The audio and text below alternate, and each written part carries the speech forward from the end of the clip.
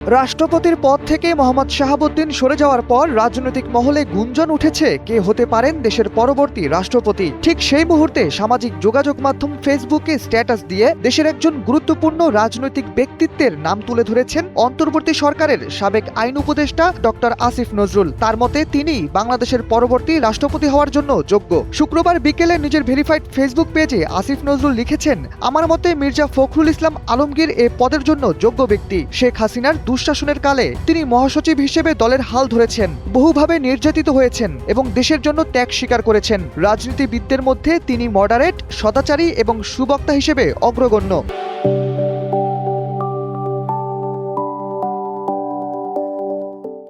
মির্জা ফখরুল ইসলামকে নিয়ে লিখতে গিয়ে আসিফ নজরুল আরও লিখেছেন, প্রধানমন্ত্রী তারেক রহমানের সঙ্গে তার দীর্ঘ বোঝাপড়ার সম্পর্ক রয়েছে। বেগম খালেদা জিয়ার কাছে তিনি ছিলেন সন্তান সম একজন। আমার মতে সব দিক বিবেচনায় মির্জা ফখরুল ইসলাম আলমগীর এগিয়ে থাকবেন। 2023 সালে বাংলাদেশে 22তম রাষ্ট্রপতি হিসেবে শপথ নেওয়ার পর শুক্রবার বিকেলে স্পিকারের কাছে পদত্যাগপত্র জমা দিয়ে রাষ্ট্রপতির দায়িত্ব ছেড়েছেন মোহাম্মদ শাহাবুদ্দিন। পদত্যাগের কারণ হিসেবে তিনি তার শারীরিক অসুস্থতার কথা তুলে ধরেছেন।